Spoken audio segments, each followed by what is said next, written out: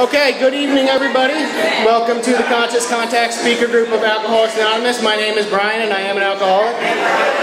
Welcome everybody. A reminder that we record all speakers at this meeting, so if you hear a message here that you think somebody could benefit from, you want to get a copy of one of the speakers, past or present, you know what I mean? You can see me or any home group member after the meeting. If you wanted a copy of like the speaker from tonight, you can get that next week at the meeting, or you can also get it from our sister group, which is a big book study Thursday nights at 7:30 at Salem Church. We have t-shirts, we have hoodies, we got a special for 2020. All hoodies are free with a $20 donation, so you can jump on that. What else we got? In this room on Monday nights at 7:30, there's an Al-Anon meeting. There's also an Alateen meeting at 6:30, you know what I mean? So you can pass that along. We affect a lot more than, just the alcoholic. You can pass that along to friends, families, you know what I mean? A lot of people we can help with that. What else we got? This group has a Facebook page. It has a website if you want to stay informed on like upcoming speakers and events. A lot of groups post happenings, speakers, workshops. If you have anything going on, we encourage you to post it to the Facebook page. If you got speakers, celebrations, whatever it be, you can bring in flyers, put them on the back table. With that, I guess I'm going to bring Eric up here. He's going to chair the meeting. Thank you guys. Have a good time.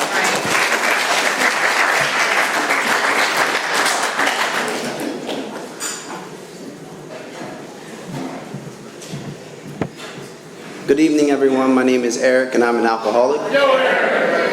This is a 1-hour speaker meeting that meets every Saturday evening at St. Paul's Lutheran Church, 301 North Main Street at 8:30 p.m. in Doylestown, PA. The business meeting for this group meets every Saturday at 7 p.m. to 7:30 p.m. right here. The purpose of the group is to provide a consistent message of hope and recovery through God reliance and service to others through the practice and teaching of the 12 steps. We record all speakers so that others may benefit from their message of recovery. If you wish not to be recorded, simply ask. This is an open meeting of Alcoholics Anonymous. The group would like to welcome everyone, especially newcomers. Is there anyone new or from out of town that would like to introduce themselves with their first name? My name is Angie, I'm an alcoholic. Hi Angie, welcome. Anyone else? Yes? Jim, I'm an alcoholic. Hi, Jim. Hello Jim, welcome. Welcome. The Conscious Contact Speaker. Oh, one more, I'm sorry. Hello, Corey, welcome. The Conscious Contact Speaker Group encourages sponsorship. Would anyone with a working knowledge of the 12 steps and is willing to sponsor, please raise your hands. Are there any announcements for the good of AA? We have meeting lists and big books on easy terms. Please see me or any home group member after the meeting.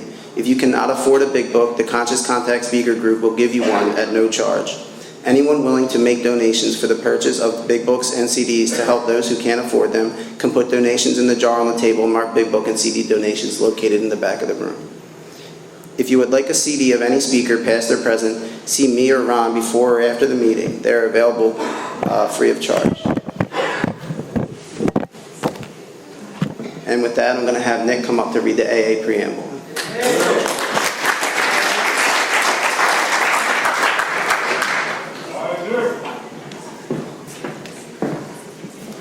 Good evening, everybody, and welcome to the meeting. My name is Nick. I'm an alcoholic. Today I'll be reading the preamble. Alcoholics Anonymous is a fellowship of men and women who share their experience, strength, and hope with each other that they may solve their common problem and help others to recover from alcoholism. The only requirement for an AA membership is the desire to stop drinking. There are no dues or fees for an AA membership. We are self-supporting through our own contributions. AA is not allied with any sect, denomination, politics, organization, or institution, does not wish to engage in any controversy, neither endorses nor opposes any causes. Our primary purpose is to stay sober and help other alcoholics to achieve sobriety. I would like to introduce my speaker Eric, who's going to be going over the steps.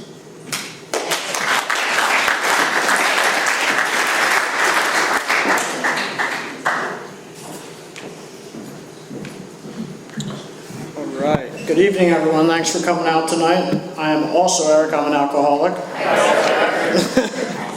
All right. The AA 12 Steps of Recovery. 1, we admitted we were powerless over alcohol, that our lives had become unmanageable. 2, came to believe that a power greater than ourselves could restore us to sanity. 3, made a decision to turn our will and our lives over to the care of God as we understood Him. 4, made a searching and fearless moral inventory of ourselves. 5, admitted to God, to ourselves, to another human being, the exact nature of our wrongs. 6, we were entirely ready to have God remove all these defects of character.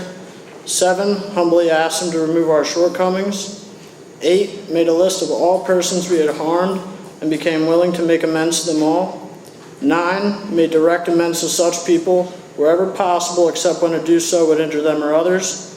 10, continued to take personal inventory and we were wrong, promptly admitted it.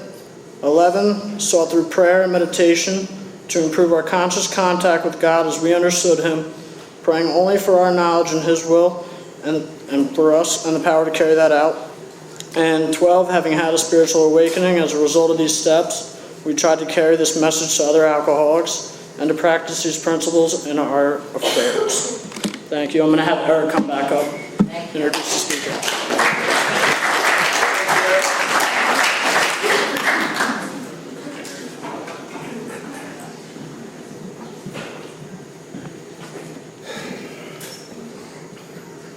The seventh tradition, every AA group ought to be fully self-supporting, declining outside contributions. At this time, I would like to pass the basket. We have no dues or fees, but we have expenses.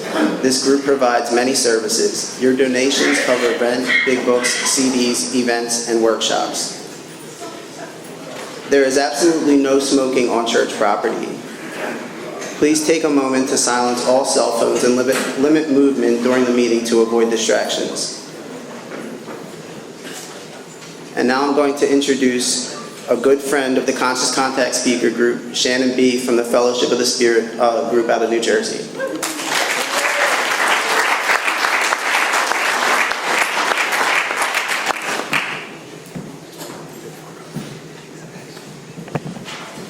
My name's Shannon, I'm an alcoholic. It's good to be here. Ron, thank you. Thank you for asking me to come out and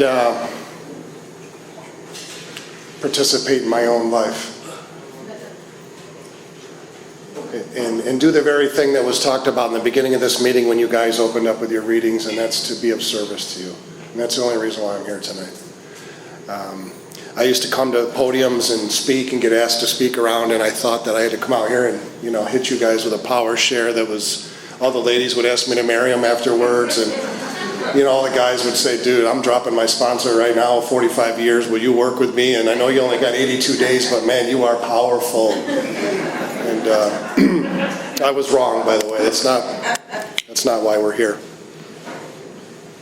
And I came out earlier today, about 10 minutes away. A friend of mine, Shay, and her husband asked me to come out. We had a little workshop out at their house today, and so I've been out here all day talking about God, and what a gift it's been. And it was neat. I was talking to Ron before I got started, and he kind of said, what'd you guys do? Did you guys cover like the steps? And I don't even know what the hell we did, but we had a lot of fun doing it. And really what we did is we didn't have anything planned. We didn't have any agenda. Our ideology was really kind of from the set aside prayers. Let's just put aside everything we think we know and have a new experience. And lo and behold, there was a girl there tonight that, she had an experience. And she started sobbing and she started crying, and we were able to wake up some things inside of her that maybe wouldn't have been woken up if I was too busy to say yes today.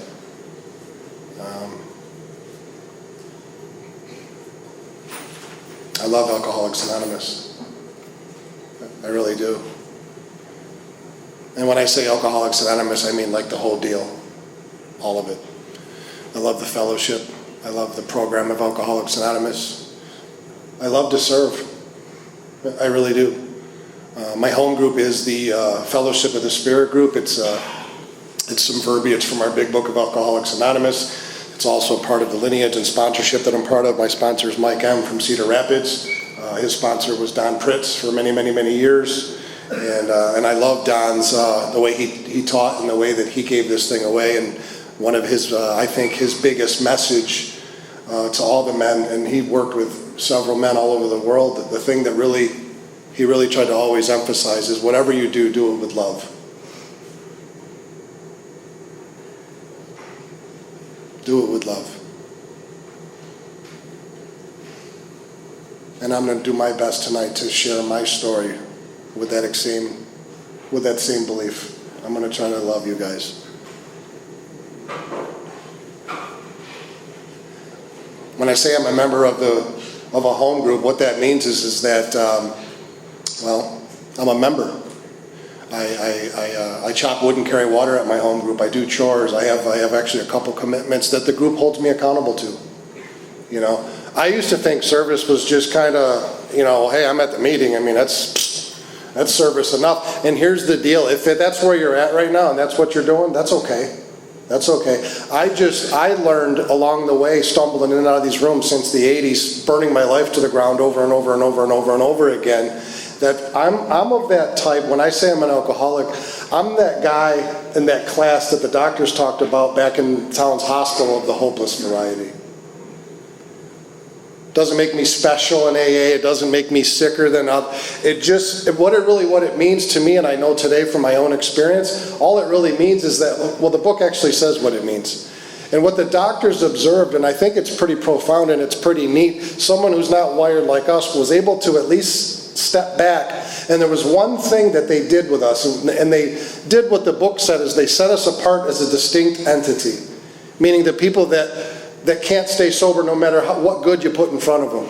The guys that come into the hospital and say, Doc, I'm done this time. I will never do this again. I love my wife. I don't want to lose my job. Oh my God, Jesus, that was crazy. I will never do that again. And they're back a week later. And this just goes on and on and on and on. And the doctors actually go a little bit further. And one of the things that they were able to observe, and that's what I mean when I'm of the hopeless variety, is the doctors came up with a kind of a pretty neat deal, and they said, and unless this person, that means this person in this class, can experience an entire psychic change, he's not going to make it. She's not going to make it. Or what they say in a kind of a political friendly way is there's very little chance of their recovery. And for me, there's zero chance. I won't make it. I need a complete overhauling.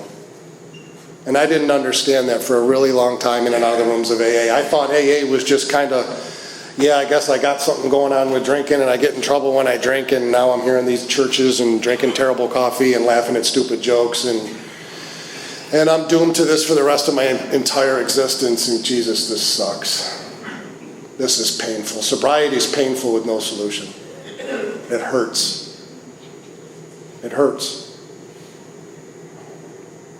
Carl Jung made an observation with Roland when he was doing some work with Roland, and I think it's pretty profound, and I share this with guys and gals that I end up working with, is he said one of the things that he noticed a lot of things about people like us that drank the way that we did, but the one thing that he really noticed, especially with Roland Hazard that he had worked with for several months over in Switzerland, is he had said with the alcoholic of his type, really, if you peek behind the veil, really what was going on there is what they really had was a thirst for a connection with the divine.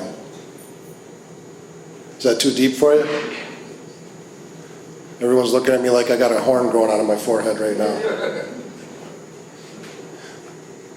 I'll put it another way. Isn't it ironic that we call alcohol spirits? I had a thirst for a connection with spirit. I just was chasing the wrong one for a really long time. And it got to a point where it almost killed me. And really the only reason why I'm here tonight, and I've been sober for the length of time that I've been sober, and I've adopted these spiritual principles into my life, the best way to sum it up, it's not because I'm a guy of virtue. It's not because I woke up one day and said, let's do this. It sounds like a good idea. Really what ended up happening is, like my book says, is that circumstances drove me to that place. I got to a point where it made more sense to do this stuff than to not. That's it. That's the only reason why I'm up here tonight, why I'm sober, and why I've tapped into a power that still today, that doesn't still make sense.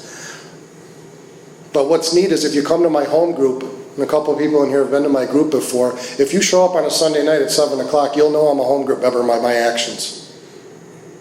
And I got to see that tonight here. I got to see a whole bunch of happy greeters, and Jesus, I mean, I remember the only time I put on a suit and tie is when I had court. You know, honestly, I'm not even trying to be funny, and that was even a stretch. I mean, my public defender would say, you better wear a suit, and I'm like, a what? Like, I had a t-shirt that looked like a tuxedo, but they didn't, you know that one, right? But that doesn't, no. And it's funny, we were kind of talking about this today at Shay's house, and I was actually a member of the Atlanta group up in Manhattan for some years. I got sober in New York City and Brooklyn, and it baffled me why people wore suit and ties to meetings. Like, what's your deal? What's your problem? You're doing that to piss me off. You know, with my 4 days sober, like but I didn't understand. Like, I'm serious. I'm not even trying to be funny. Like, what's with the suits? Who are you trying to impress? And I remember the sponsor that I asked, he was my first sponsor for first 5 years of sobriety. We started kind of getting up and running and doing step work, and then, you know, God shows up and says, hey, will you speak here? And he said, one of the things that I want you to start doing, Shannon, you don't have to if you don't want to, but when you go to speak, throw on a tie. Now my mind said, I'm not wearing a tie, and you're not going to make me wear a tie. But I wore a tie. I didn't even know how to tie it. I'm being dead serious. I still don't, to be honest with you. I was in the mirror today. I'm like,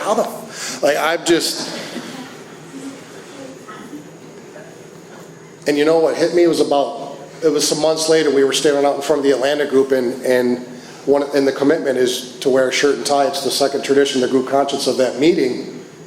Is a guy came up to me and he said, can I ask you a question? I said, sure.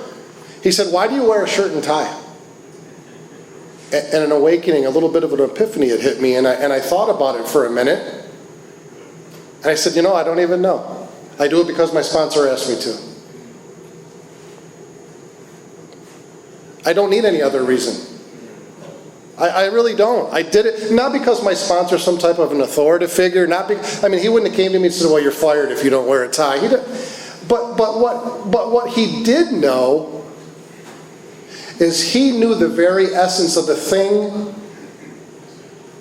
that treats alcoholism. One of the little things, and hopefully we'll do that tonight, is we'll be able to cover a lot of different things on the spectrum, the thing that really treats alcoholism. And one of the main proponents, fuel, elements, ingredients, whatever you want to call it, that treats alcoholism,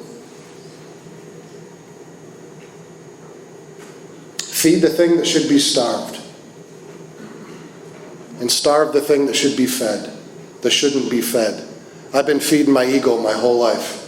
I've been doing things contrary to what everybody else is doing. I'm not going to wear it. Why? The better question would have been back then, why don't you wear a tie? Because I don't have to, that's why. And that way of life, well, it doesn't end well. So I wear a tie when I come here. And I do it now today, and it's still not a thought when I get asked to speak. There's some people that'll wear a tie poolside. I'm not one of those guys. I don't wear a tie to a detox commitment. And if you do, that's okay, kind of. But I didn't wear a tie today at Shay's house going through the big book. But when I'm up here in a room of Alcoholics Anonymous, I actually kind of get excited to throw the shirt and the tie and the shoes, and because I have a profound respect for this divine place that saved my life. If any other reason, that's why I do it. You guys saved my life. You guys gave my mother her son back.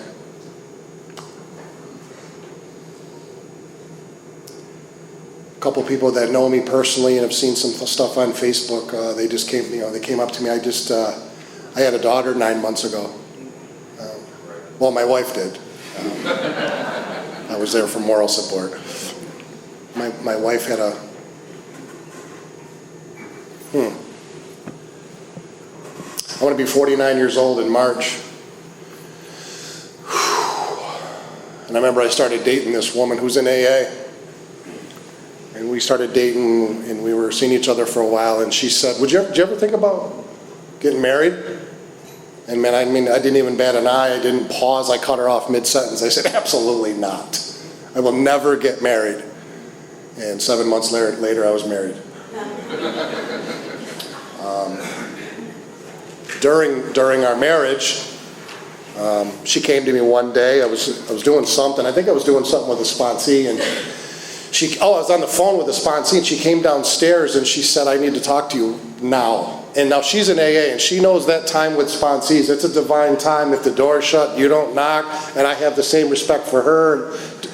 She was ripping the door up. Get upstairs. And I'm really concerned.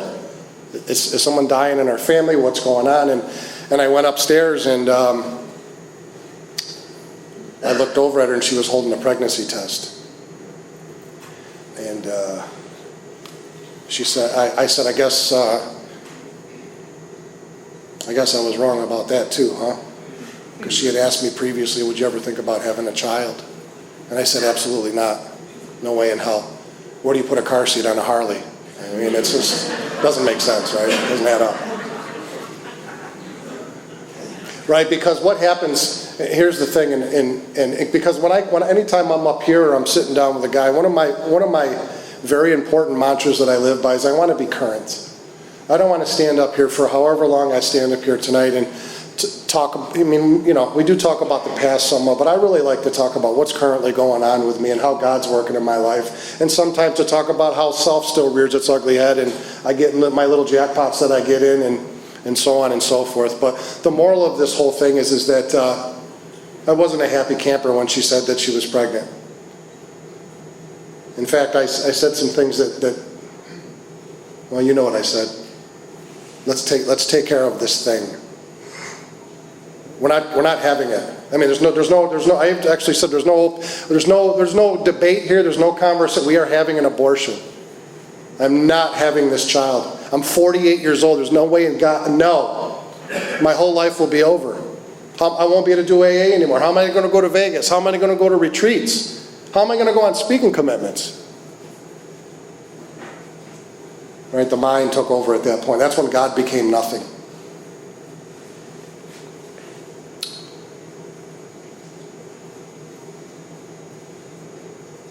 Me and my wife are in the middle of a divorce right now.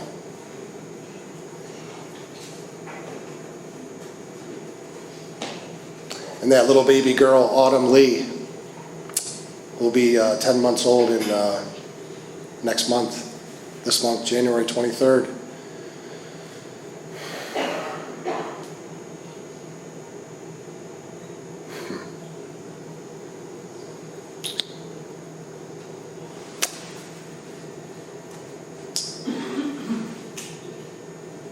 She is God.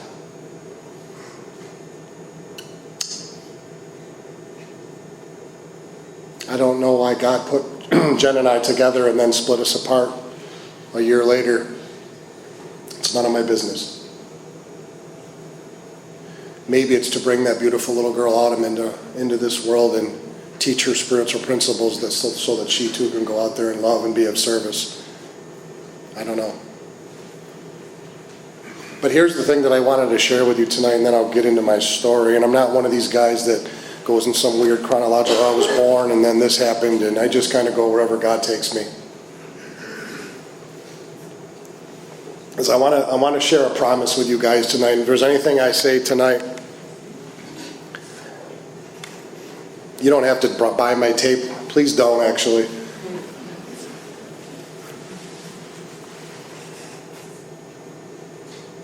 That this deal that we're a part of, it's a design for living that really works.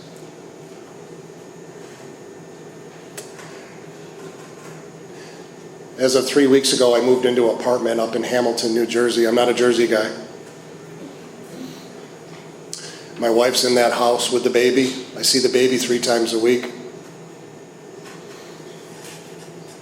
And because of the practice and teachings of the Big Book of Alcoholics Anonymous and adopting the 12 traditions into my relationship, even in the divorce process, I keep getting texts and phone calls and conversations from guys that I sponsor saying, how the hell do you do this with so much dignity and grace? How are you I had a guy, I was sharing this earlier with Shay and the bunch that over at her house, a guy kept saying to me, either today or yesterday, one of my sponsors, you're a better man than I am. You're a better man than I am. I don't know, how the hell do you do? You guys like are still like getting along with one another and you're getting a divorce. Aren't you supposed to be like burning her house down and keying her car and... No. The book promises me in these steps and these concepts and these traditions and good sponsorship, it promises that no matter what comes down the pipe, I'll be okay. And that's my promise here to anyone in here tonight. I don't care if you listen to anything I say here, I really don't. I used to come to, like I said at the beginning, I used to come here thinking I had to do this and do that behind this microphone, and I don't. In fact, I didn't even want to work the steps when I got to AA. Just put me right into the podium. I just straight to the podium. I want to go there. I got stuff I got to say, you know, and I got to tell you guys what I think. And still today, I'm happy that you don't care what I think. And I'm going through a grief right now, and I'm going through a loss, and I'm going to honor that. I'm not going to try to hide in AA and try to throw a whole bunch of commitments at it and a whole bunch of this and stand up here tonight and throw a whole bunch of stuff. And no, I'm going to do that stuff anyway. I'm doing that stuff because I'm an alcoholic. I'm doing that stuff because if I don't do it, I'll drink. And if I drink,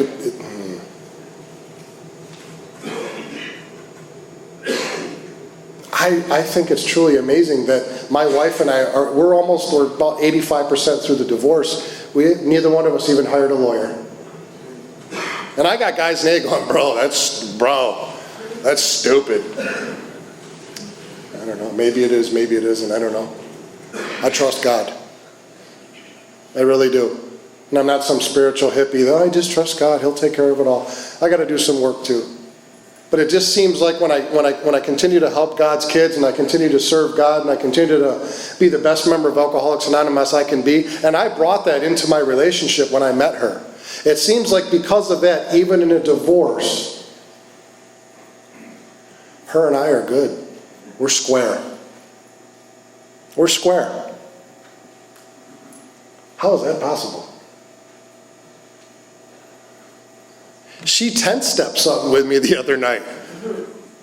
When we've only been physically apart from our house for 3 weeks. She came home, I was spending time with the daughter, she goes, this might be kind of weird, and I'm like, oh, here we go. Should have got a lawyer. No,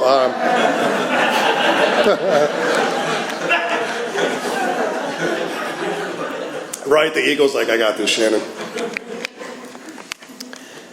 She started crying and she said, I got a 10-step something with you. I couldn't get a hold of my sponsor. My soon-to-be ex-wife is 10-step something with me. And it was authentic and it was real, and I got to listen to her, I got to feel her pain, and I got to be compassionate. And here's the cool thing that happened, is the role got dropped for that very moment in time. She wasn't my ex-wife. She wasn't even Jennifer. She was just another one of God's kids.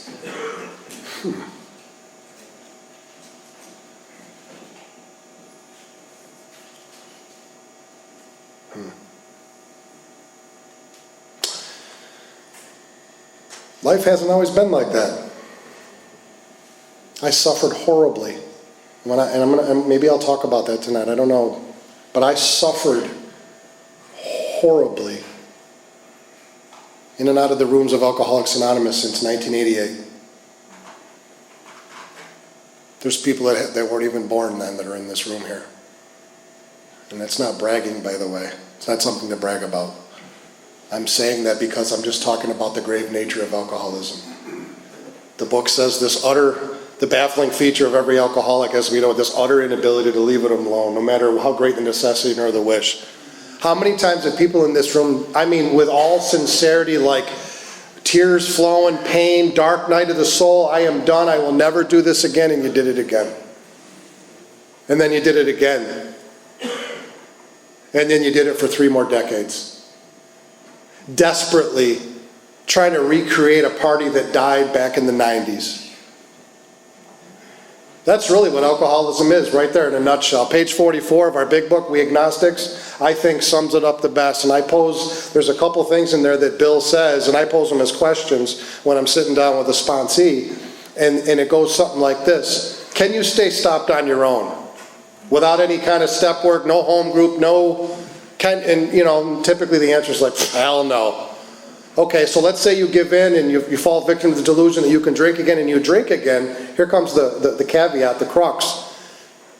Do you have little control over the amount you take once you start to drink? And you get the protege that, oh gee, do I ever. And I'm like, good, because you're screwed. Or the way the book says it is that then you may be an alcoholic. And you may be suffering from an illness which only a spiritual experience will conquer. Oh man, and when I'm new and I hear spiritual experience, I'm like, great, I'm never getting laid again.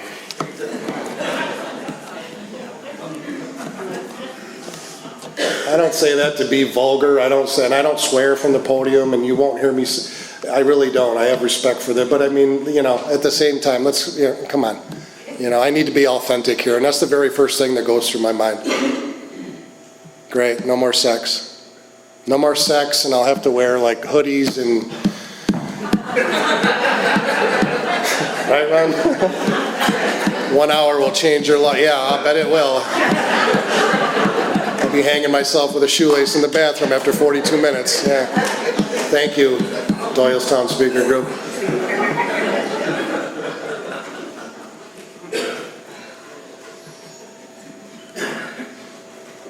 Because I just can't connect the dots when I get here.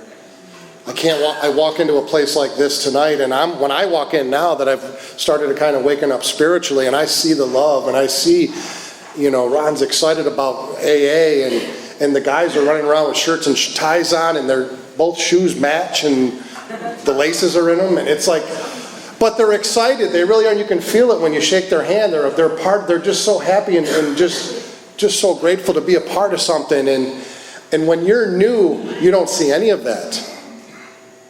You don't. And I'm telling you from experience, you don't see it.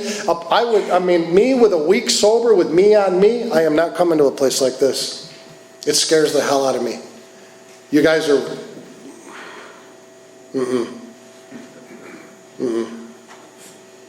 because you're happy. You're free. In the same sentence. And you're sober. I put down the drink, I put down the medicine, and I feel like I'm doing time. Tick, tock, tick, tock, tick, tock, tick, tock. And sometimes I don't feel that way at all. Sometimes I think, wow, this is it. I'm home. AA, rock and roll, let's do this. I'm going to stay sober oh my God, woo! And I'm drunk a month later. Sometimes I don't think about it at all, I'm just drunk. And I got to a point in my journey where I honestly thought that maybe I'm just a guy that's such a loser that even a guy like me can't get this. I know Joe over here can get it. And yeah, I know Joe's just like me, and we grew up in the same neighborhood and played with the same toys and swung on the same swings, and he's got 2.5 years sober, and I can't string together 45 days. Maybe I'm constitutionally incapable of getting this thing. And that's a really dark place to be. When what we call in here the last house on the block, that's not for you either.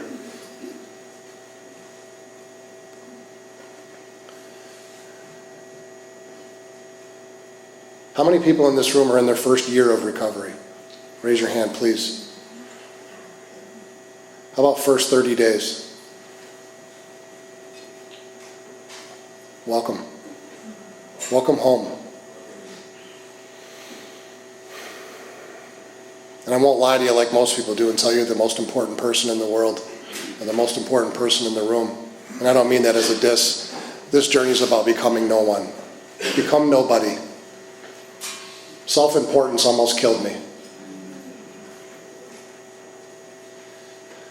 I'm not talking to you directly, of course. But I will say that if you've been able to relate to what others have talked about, including myself here tonight, I will make a promise to you that if you roll up your sleeves and show up in your life like I did when it really didn't make sense, your life will explode into a direction that you never thought was possible. And I love you. And I really do. I used to hear people say that if no one told you today they love you, I do. And I'm like, that's the first person I'm punching in the face when I get out of the parking lot. Not even, and it would be a lady. 90 pounds soaking wet. At least I had a chance, right? Maybe. She did have some steps in her life. She might kick my... I'm not that person.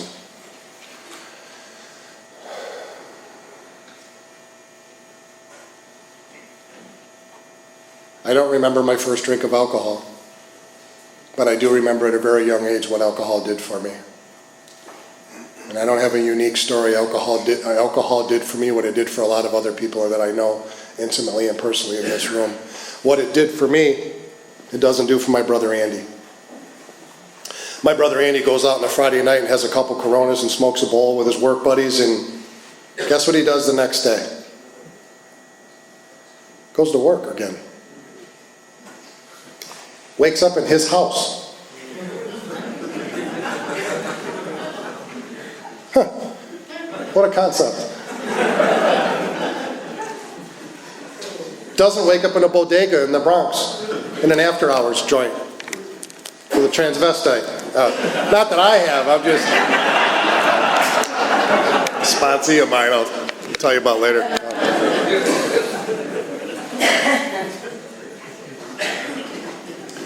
Because he doesn't have that thing, right? He doesn't have that thing. And that thing is what the doctors call the phenomenon of craving. That physical thing. And I love what the doctor's opinion says. I think it's extremely important. The doctor, Silky, says that if we leave out the physical factor, the story's incomplete. We're not telling the whole story. We need to talk about it. You either got this thing or you don't.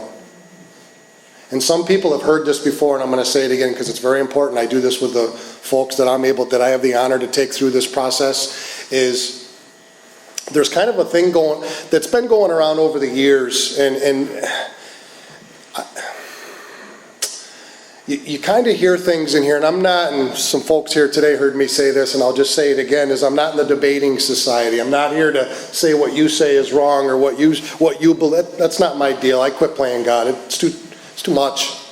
However, I think that it's my responsibility as a member of Alcoholics Anonymous to do everything I can with love and dignity to ensure that we try to do our best to live by the long form of the third tradition. And what does that mean? Well, you hear things in here like a drug is a drug is a drug. Or, it's all the same anyway, right? At the end of the day, it's all the same. First of all, no, it's not. No, it's not. And I don't say that from a place of judgment. I've done more drugs than Cheech and Chong combined. It's not our message here. It's not our shtick. It's not. But what our message is you either have this allergy or you don't. Period. In the doctor's opinion, the doctors again made a kind of an observation, and one of the things they say in there is one of the things we've noticed is that the action of alcohol, it doesn't say alcohol, Percocet, blah, blah. It says the action of alcohol on these chronic alcoholics is a manifestation of an allergy that sets them apart as a distinct. They're talking about alcohol, and then he even follows it up and he says, in any form at all. People know the big book, know what I'm talking about? And somehow over the years, we've taken what the doctors have said, action of alcohol, and said, and I think that means heroin, cocaine, crack, meth, blah. No, that's not what it means. That's, if they're doctors, I mean, no, they're kind of smart. If they meant all that stuff, they would have said it. Again, if you're new here tonight and you feel threatened by what I'm saying, I'm not saying you don't belong here. In fact, I'll take it a step further. I'm not saying you do belong here. Sometimes I hear that from the podium. If you're here tonight, you're in the right place. How the hell do I know? Rather presumptuous of me. But let's go have a cup of coffee and talk. Let's do what Ron does and take you off to a side hallway and have a conversation with you. And, you know, I know Ron well, I know some other guys in here, and Shay, and I mean, we all know 8 seconds into a conversation with a real alcoholic, you're already like, oh yeah, he's screwed. Yep. Yeah, he's, yeah. And you're just, yeah, oh yeah, yeah, uh-huh. You know, and you know, we know. We're kind of like deadheads, right? You're like, we know. But what I was about to say is and some people have heard this, and for those that haven't, this will be new to you. Those that have heard it, whatever. We take 10 people. Any random 10 people off the street here in Doylestown. We throw them in a van and drive them up to the woods and lock them in a cabin for 10 days and pump them full of heroin. Guess how many people are going to come out of that cabin physically addicted to heroin after those 10 days? All of them. Why? Because heroin's an addictive drug. Now, let's take those same 10 people, or even a random other 10 people. Yeah, let's give those other 10 a break. They've been through enough. Right? But really, let's take another 10 people and let's take them up to that same cabin and lock them up there and pump them full of Corona, Budweiser, vodka, tequila. What's the new one? White clam something, or what is it? Jesus. What happened to vodka? But let's do that. Let's pump them full of vodka, champagne, beer, whatever. Throw anything at it, tequila, wine, rum. The only person that's going to walk out of that cabin with an allergy to the alcohol is the one that walked in with one.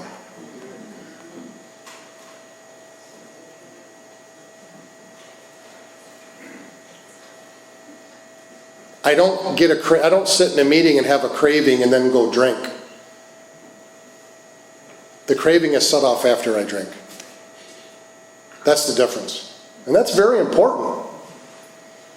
Because here's the deal, and then I'll move on. And I never thought I would say this, what I'm about to say, and it's probably the first time I'm ever going to say it. I have a daughter. Her mother's in AA.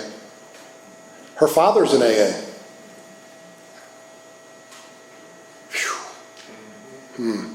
And I don't know if it's hereditary. I really don't. They say it is. It skips generations, all that stuff. I kind of try. All I know is I have it. That's what's important to me. I don't give a crap. It's because I'm Irish or whatever. Who cares? But here's the deal, and I mean what I'm about to say.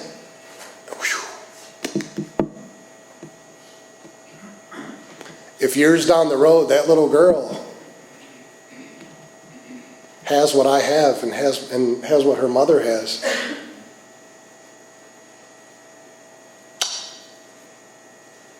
I hope she walks into a room like this.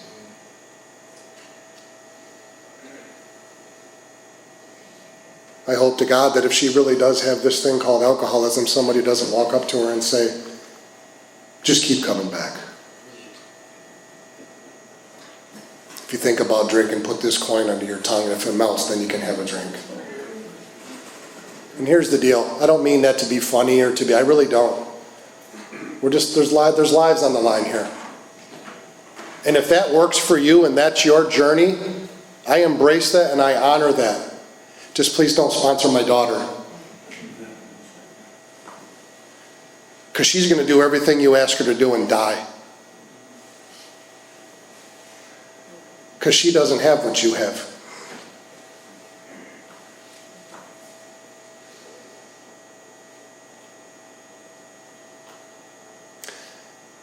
And that's what we're up against here.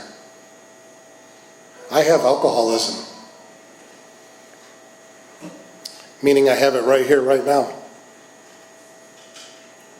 I'll always have alcoholism. it's neat. I'm not going to get too much into history, but I think it's really neat.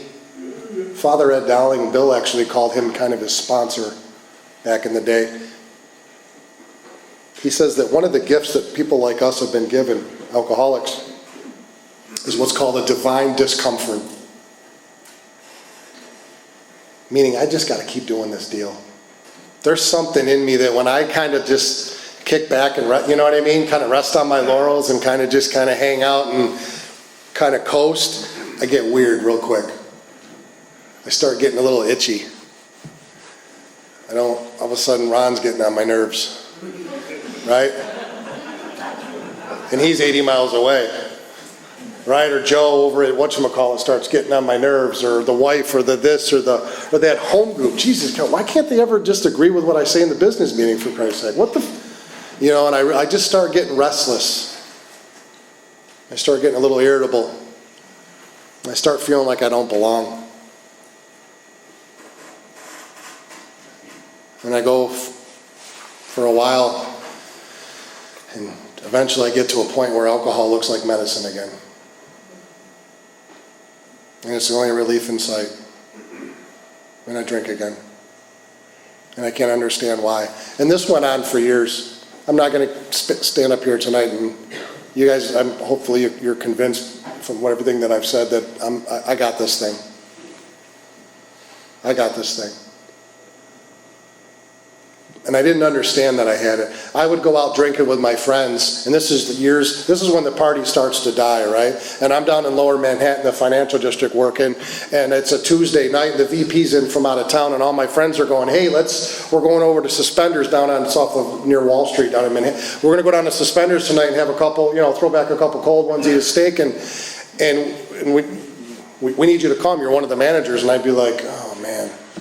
Jesus, I'm thinking this in my head, I got 2 weeks sober, I can't, oh my God, I can't, oof, all right, I won't drink, but it's corporate, I can't not go, and I start doing, the chatter starts taking over, and this is Shannon without a solution. I start looking out the window at the Manhattan skyline, and I start thinking, man, if I go there tonight and I drink, I can't. I love this job. I'm making good money. Finally, I had arrived. I can't. All right, I'm just going to go, and I'll just have a quick burger and tell them I got to go. I got plans I got to go. And 3 days later, I'm missing. Because I go to that bar with the best intentions in the world, and I get to that bar, and the music's playing, and the shots are going around, and the boss is there, and the waitress is doing her thing, and I start thinking to myself, Jesus Christ, what's one gonna do? Two, and then that's it. We'll have two. All right, two and a shot. You can't go to a bar and not have a shot. So we'll have 2 drinks, a shot, and then we're out of here. See, and the problem with that is I have this thing. I have this thing that once the mind does what the mind does, and it punks me out again, and it tells me just to have one. Now, after I've had that one, you might as well take my head and throw it in the garbage, because now my body's making all the decisions after that. I don't have an off switch. I love what our book says. It says, Shannon, you're not drinking to escape. You're drinking to overcome this thing. And your mind's not strong enough to shut it down. And that's what happens. And I go out that night with a firm resolution, I'm just going to have a couple, I'm not going to do this anymore, and I drink, and guess what? The next day I'm supposed to be there because the VP's in town, and I'm calling in sick. And that's like a Tuesday. That's not even the dark pain and suffering that this place took me, but I just kind of wanted to give you an idea of what the allergy looks like in my life. But here's what's just as important, and that's kind of how I want to kind of circumvent all this tonight, is here's the thing that baffled me for many years in and out of the fellowship of Alcoholics Anonymous. My last, without exaggeration, probably 10 years of drinking in and out of the rooms of AA, I knew unequivocally without a shadow of a doubt that I had the allergy. I knew that if I drank again, I would have an abnormal reaction, and that I would drink more and I wouldn't be able to shut it down. And guess what? I drank anyway. That's weird. And I couldn't understand. In fact, I remember having 4 4 or 5 months sober, and some guy had sat down and broke down the doctor's opinion to me, and I actually heard it for the first time, and he told me about this allergy and this weird thing that happens once I put alcohol in my system, and I went, oh my, no wonder. And I was running all over AA like a prophet. Guys, you know why we drink the way we drink? Allergy.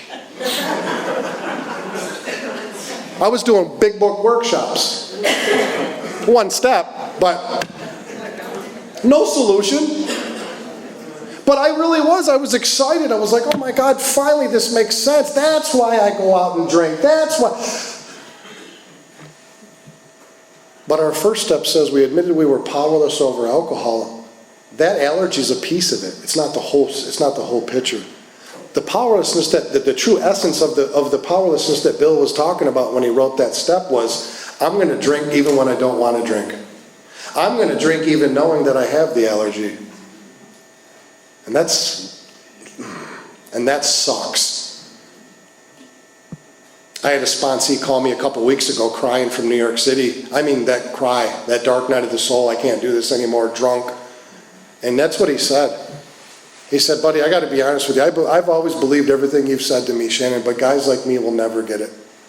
I always end up here, where I'm at, right? And he was at a bar in the Bronx. And he's outside on the phone talking to his sponsor drunk.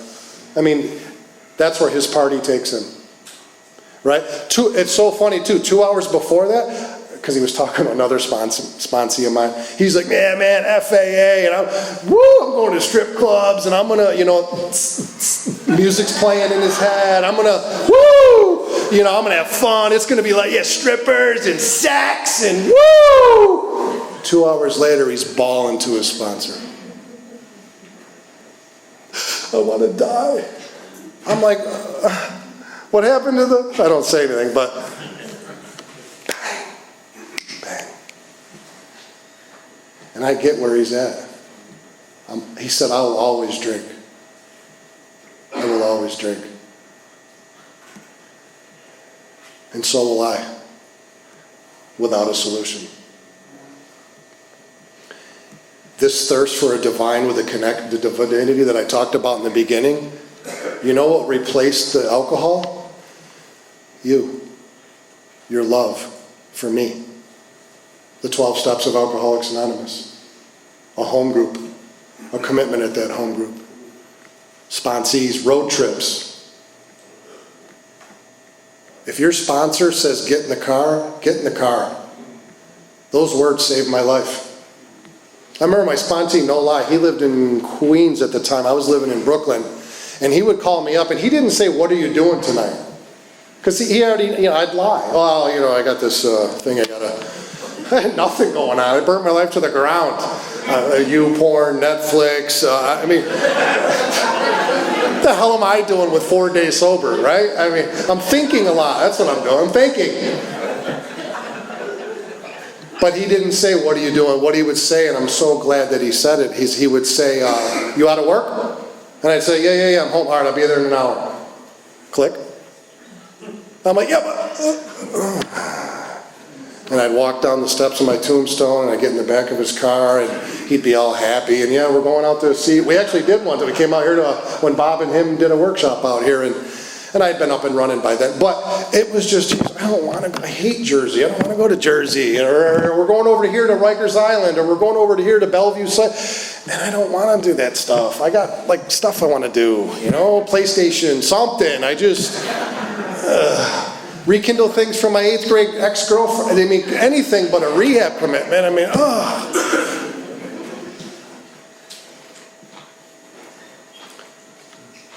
But I had beaten myself down so bad that the only thing that I could say when he was outside beeping the horn was, okay. And I had no idea that that's what grace was. Okay. I had what happened to me is I'd been beaten into a state of reasonableness. And I never forget, it was always on the way to wherever we were going, I'd be... check Tinder real quick. And he'd, how you doing? Oh, good. I'm just grateful to be here, man. It's just, hey, brother.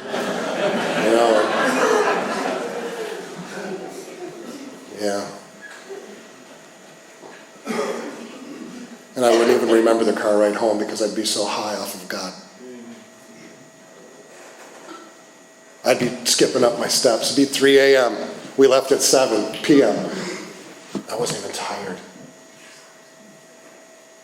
And I'd go to bed that night meaning, oh my God, thank God I said yes. Say yes. If there's anything that I said tonight, if you're asked to serve Alcoholics Anonymous, say yes.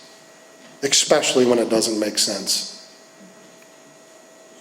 A friend of mine and I were talking tonight, and this isn't directed towards them, it just kind of, there's times where I don't feel like doing stuff here. Like right now. No, just kidding. No, but there's times when I'm tired and I just worked with some guys and the work's been crazy and I really don't feel like going to do that commitment at Princeton. True story. My soon-to-be ex-wife and I, one night we were like, we're not going to home group. Let's just stay home tonight. Let's chill out and watch Netflix and do whatever and I just worked, and we're both looking at each other. Yep, we're not going. You're not going, right? I'm not going. Are you going? Nope, I'm not going. We're not going. As we're pulling in the parking lot of home group.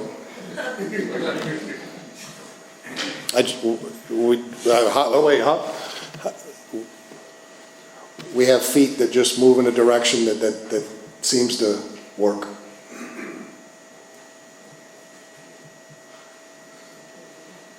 Please say yes. And your mind's going to scream out, no, you can't go do that commitment. You're a phony. You're fake. You don't feel free. Go do the commitment and see how you feel after. Doesn't matter how we feel, does it really? My sponsor says that all the time. Doesn't matter how you feel. It's not why we're here. You predicating everything on how you feel is what's got you in this predicament that you're in, Shannon. I just pulled you out of another psych center. It's not working.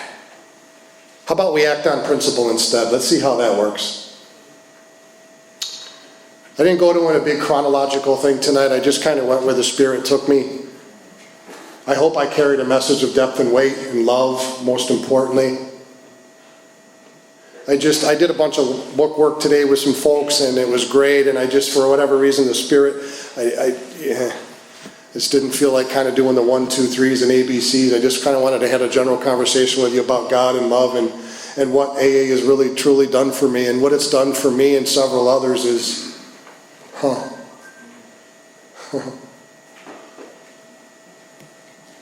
we talked about it earlier, a wholesale miracle.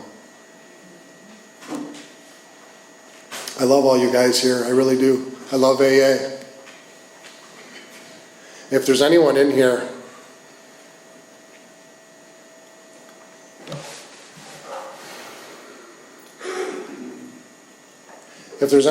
tonight that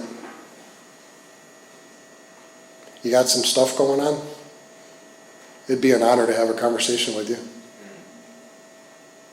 It really would. It would be an honor.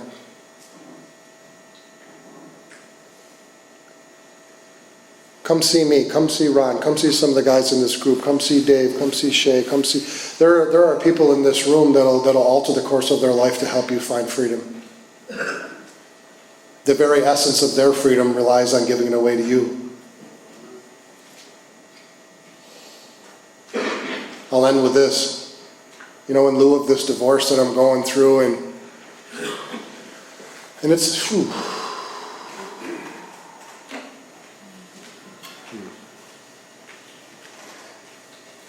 I haven't been sitting around my one-bedroom apartment saying, why, God, why? Why? Why did you do this to me? Why? Not once. I've gone through some pain. I've gone through some crying nights and crying mornings. Sadness. It's a big loss. The home, the house, the wife, You know what's funny? In a matter of a few short weeks, looking back in hindsight, because that's how we learn everything here, right? What I've noticed is that it's pushed me closer to God.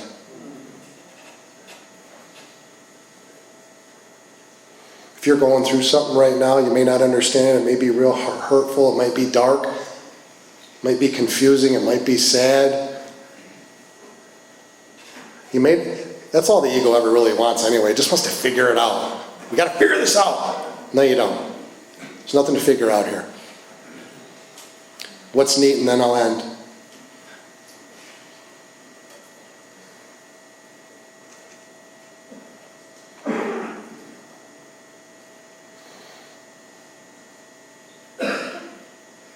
Roll up your sleeves. Serve. Ask whatever divine thing that you believe in or don't believe in to give you the strength to walk through those flames, whatever they may be. And I'll promise you one thing. The flames that you're going to walk through, they're not even real. Thank you.